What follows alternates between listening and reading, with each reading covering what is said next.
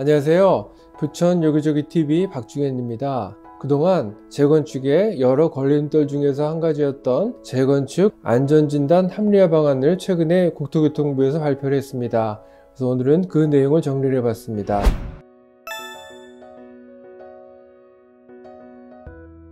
제목은 재건축 안전진단 합리화 방안 발표인데 주 내용은 주거환경 평가 비중 대폭 강화, 조건부 재건축 범위 축소 등이었습니다. 그래서 그 내용을 좀 더 구체적으로 알아봤습니다. 현행 기준으로 해서 재건축 안전진단 제도의 개요를 보겠습니다. 먼저 개요는 재건축 정비계획 입원권자가 20에서 30년 이상 공동주택의 구조안전, 주거환경 등의 평가를 실시해서 재건축 여부를 판단하는 제도인데, 재건축 단계는 안전진단, 정비구역 지정, 추진위 승인, 조합 승인, 사업 시행인가, 관리 처분인가, 착공, 준공 순이었습니다. 그래서 이 중 첫 번째 단계인 안전진단에 구조안전성, 주거환경, 설비 노후도, 비용 편익 4개 항목의 가중치를 고려해서 평가 점수를 합산해서 합산 점수별 재건축 여부를 판정을 했습니다. 그래서 30점 이하일 경우에는 재건축을, 30점 초과 55점 이하일 경우에는 조건부 재건축을,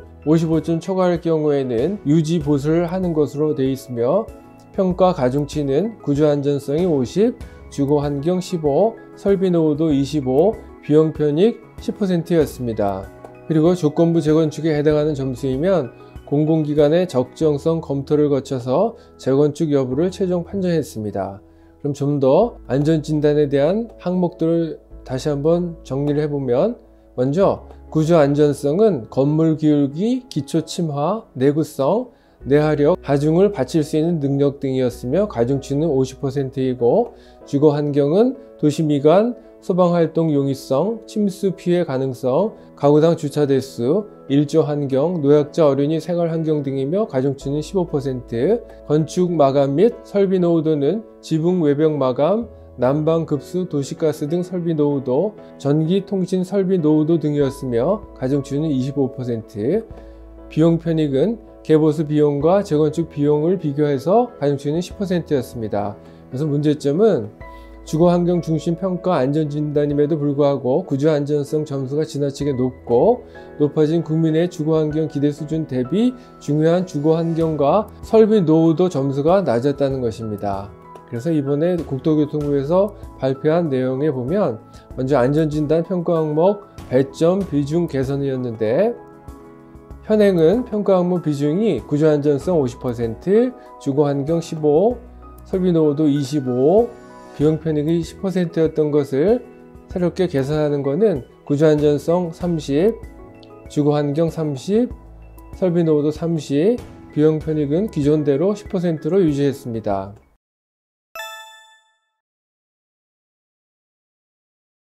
두 번째로 조건부 재건축 범위를 축소한다는 내용인데, 현행은 점수가 30점 이하일 경우에만 재건축을 하는 거고, 30점 초과해서 55점 이하일 경우에는 조건부 재건축을, 55점 초과일 경우에는 유지 보수를 하는 거였습니다.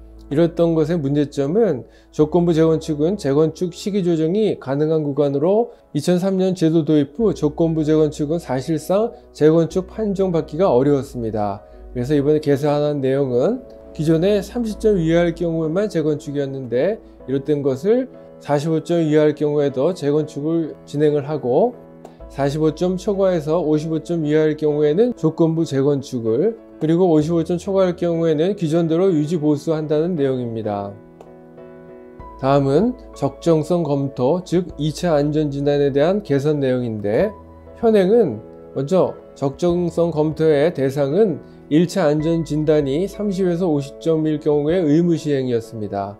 절차는 지자체 재량 없이 공공기관이 시행을 하고 1차 안전진단 전체 항목을 재검토하였습니다.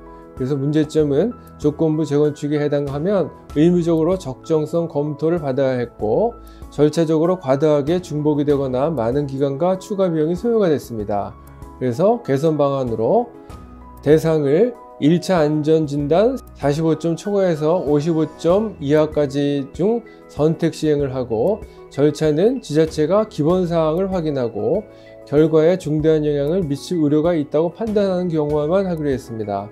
범위는 지자체가 요청한 확인이 필요한 평가 항목에 한정하여 검토하기로 했습니다. 그래서 절차적으로 시간이 많이 줄어들 것으로 예상이 됩니다. 다음은 안전진단 내실화 병행을 한다는 내용인데, 안전진단이 공공기관의 적정성 검토 없이 기본적으로 민간 진단기관에 책임하여 시행하도록 필요한 교육과 컨설팅을 강화하고 실태 점검도 병행하여 안전진단을 내실화할 계획입니다. 지자체가 요청하는 경우 안전진단 실시 전에 공공기관이 안전진단 수행 계획서 등에 대해서 컨설팅도 지원할 계획입니다. 또한 민간 진단기관에 합동 실태 점검을 정기적으로 실시해서 부실 안전진단 적발할 경우에 엄중 처벌을 하고 제재도 강화할 예정입니다.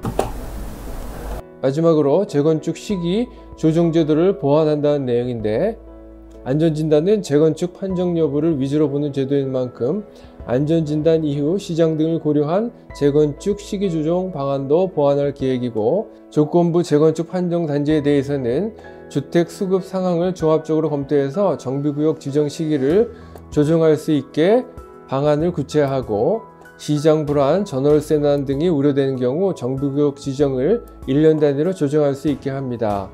또한 종합적 광역적인 시장 등이 필요한 경우에는 국토부 장관, 시도지사가 지정권자에게 정비구역 지정 시기 조정을 권고할 수 있는 규정도 마련할 계획입니다. 이런 재건축 안전진단 합리화 방안의 기대 효과를 보면 안전진단 통과 단지가 크게 확대될 것으로 기대가 되고, 근본 개선 방안은 현재 안전진단을 수행 중인 단지에도 모두 적용을 해서 재건축이나 조건부 재건축을 다시 판정할 계획입니다.